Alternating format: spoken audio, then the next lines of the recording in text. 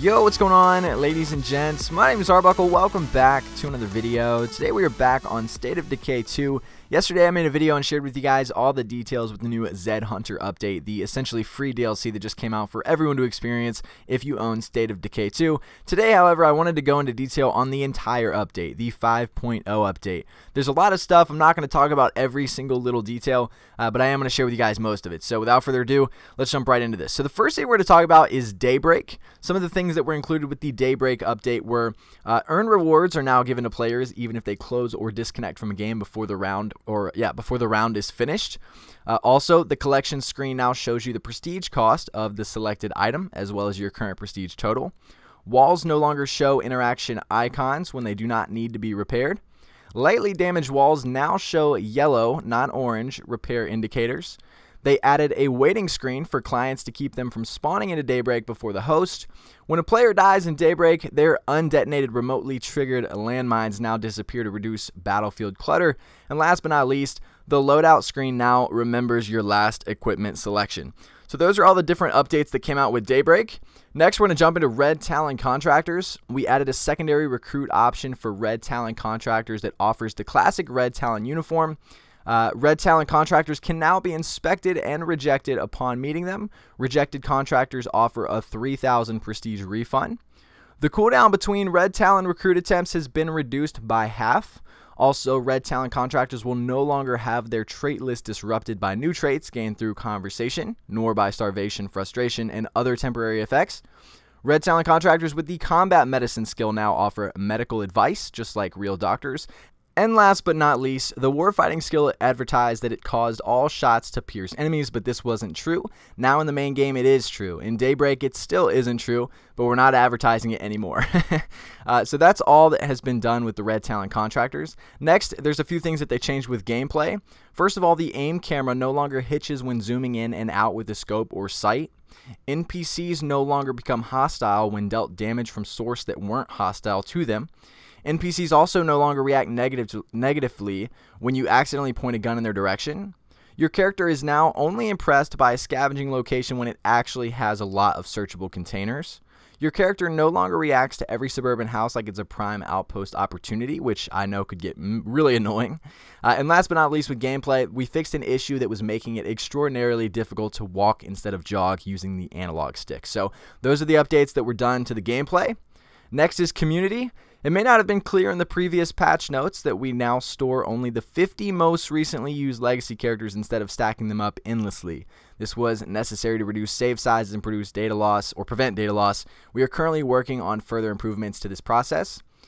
Now when you delete a community, any characters within that community who have completed at least one legacy are now saved.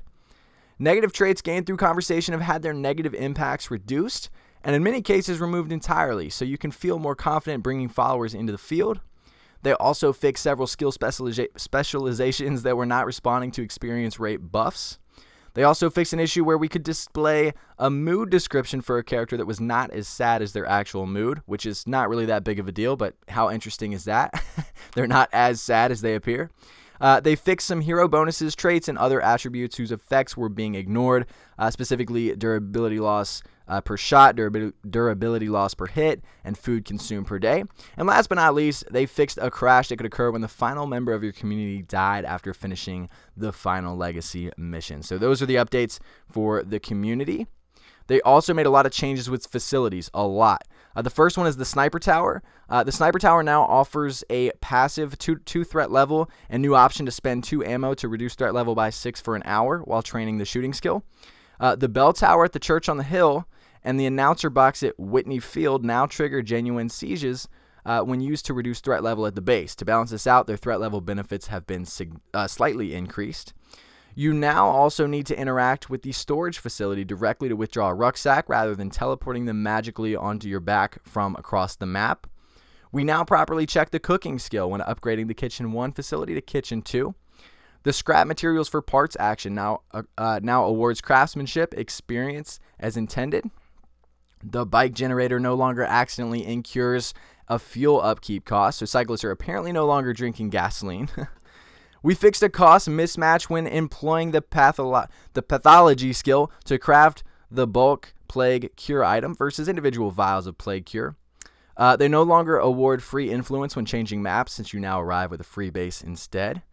The infirmary text now more accurately describes recovery from injuries and trauma.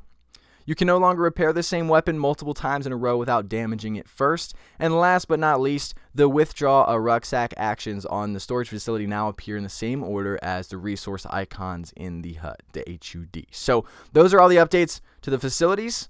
Now let's look at some of the items. So fallen NPCs now drop their close combat weapons for you to recover. They can be equipped by other characters or salvaged for parts. The inventories of your parked vehicles now come with you when your community changes maps. Dropped items now display in-world icons to better indicate what they are, as well as their current condition. Plague samples are now dropped as individual items, not as containers, making them quicker and easier to pick up. The interaction prompt on dropped plague samples now says, take plague sample instead of interact. Not really a big deal. Vials of plague cure now cure early stage infections without needing to wait until you develop full-blown blood plague. They fixed a bug where remote rocket pods and deployable minefields dealt no damage to vehicles. They now deal a small amount. We fixed the stack count for piles of weapons remains to be the standard 3, not the 99 used for crafting items. Triggerable items such as the C4 are now set off roughly the order in which they were placed. While most of these items are still set off simultaneously, some of them, such as the remote rocket pods, will interrupt the chain as they must be detonated individually. And last but not least, consumables that provide an effect over time will now display while active over the health and stamina bars. So those are all the updates for the items. And then let's look at missions. We've got 6 different mission updates. First one is allied enclaves ask for help and risk leaving the map if you ignore them about half as often as they did before, which was very annoying. They ask for help all the time. When you interact with an NPC, the dialogue options now always pop up immediately rather than sometimes waiting for a VO line to finish. Personal leadership related missions no longer automatically override your current mission in the mission HUD. Several story-driven enclaves have new trade inventories specifically themed to their specialties. Starting characters are no longer shown as belonging to the same community until after you've completed the tutorial. And last but not least, with missions, we fixed cases where the Warlord Notice of Eviction mission could accidentally be abandoned. So those are all the updates to the missions. And last but not least, I'm going to jump into the multiplayer. There's 5 different multiplayer fixes that were done. Those are, we've refined the experience for clients depositing rucksacks for the host. Now anyone can make a deposit either at the storage facility or at the parking slot, and everyone is rewarded appropriately with influence. Also, clients now gain appropriate progress for achievements earned while in the host game. It says, we clarified the error message for when a client interacts with an NPC while the host is also interacting with that same NPC. They clarified the error message for when a client attempts to claim an outpost or home site while in the host game. And last but not least, they removed some jittery behavior of players and icons when riding together in vehicles. So those are all the changes that were made in multiplayer. Those are all the changes I'm going to talk about today. There were some graphic changes that aren't that big of a deal. There were some UX changes that weren't that big of a deal.